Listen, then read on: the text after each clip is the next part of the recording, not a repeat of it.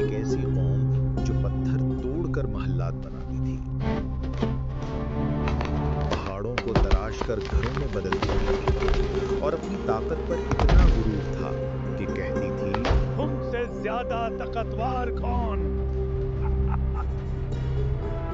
لیکن ایک نشانی آئی اور زوال کی گھڑی بھی۔ یہ سمود کی کہانی ہے۔ وسیع وادی، ریت کی آہٹ اور چٹانوں میں تراشی گئی بلند و بالا عمارت، یہ ہے قوم سمود کی سرزمین۔ ایک ایسی قوم جسے اللہ نے بے پناہ طاقت، فن تعمیر اور خوشحال زندگی سے نوازا تھا۔ وہ پہاڑوں کے اندر ایسی گھروں میں رہتی تھی جیسے کسی شاہکار سنگ تراش نے انہیں تراشا ہو۔ طاقتور جسم، مضبوط عزم، لیکن دلوں میں غرور کی ایک آگ دہتی۔ ایک دن اللہ نے ان لوگوں کی ہدایت کے لیے اپنے نبی حضرت صالح علیہ السلام کو مبعوث فرمایا۔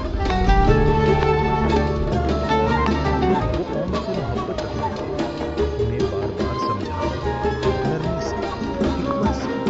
اے میری قوم، اللہ کی عبادت کرو، وہی تمہارا رب ہے، وہی تمہیں رزق دیتا ہے، وہی تمہاری بستیوں کا محافظ ہے۔ صالح، تم پہلے تو ہمارے بہترین آدمی تھے، ہم تمہیں سمجھدار، دانا کہتے تھے، لیکن اب تم وہ باتیں کرنے لگے ہو جو ہمیں پسند نہیں۔ پھر اللہ نے ایک نشانی دکھائی، ایک ناقابل یقین معجزہ۔ ایک چٹان پھٹی اور اس کے اندر سے ایک عظیم، نورانی اور غیر معمولی اونٹنی برآمد ہوئی۔ حضرت صالح علیہ السلام نے فرمایا، یہ اللہ کی اونٹنی ہے، اس کو نقصان نہ پہنچانا۔ یہ زمین تمہارے اور اس کے درمیان بانٹ دی گئی ہے، ایک دن پانی تمہارا، ایک دن اس کا۔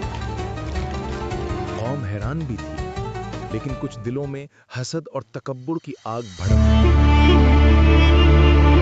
ایک دن رات کے اندھیرے میں قوم کے چند سرکشوں نے ایک خفیہ منصوبہ بنایا۔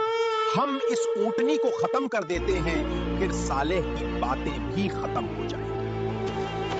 وہ گھات لگا کر بیٹھ گئے اور سب کے منع کرنے کے باوجود اللہ کی نشانی کو قتل کر ڈالا۔ حضرت صالح علیہ السلام کی آواز وادی میں گونج اٹھی۔ تم نے بڑا گناہ کیا ہے، اب اپنے گھروں میں 3 دن تک رہ لو، پھر اللہ کا عذاب تم پر اترے گا۔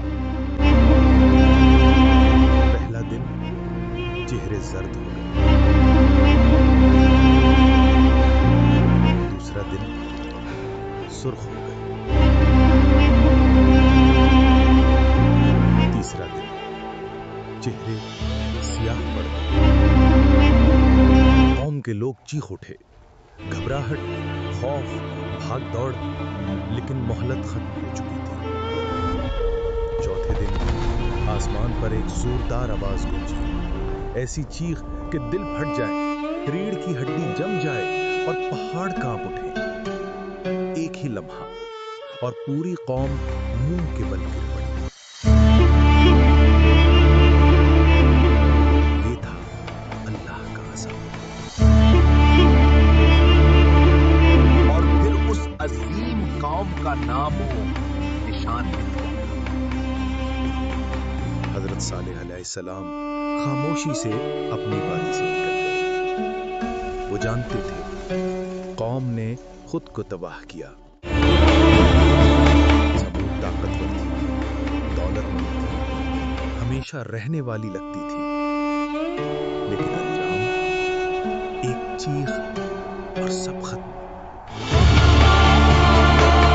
یہ کہانی ہمیں بتاتی ہے، غرور قوموں کو برباد کر دیتا ہے اور اللہ کی نشانیوں کا ہمیشہ تباہی لاتا ہے۔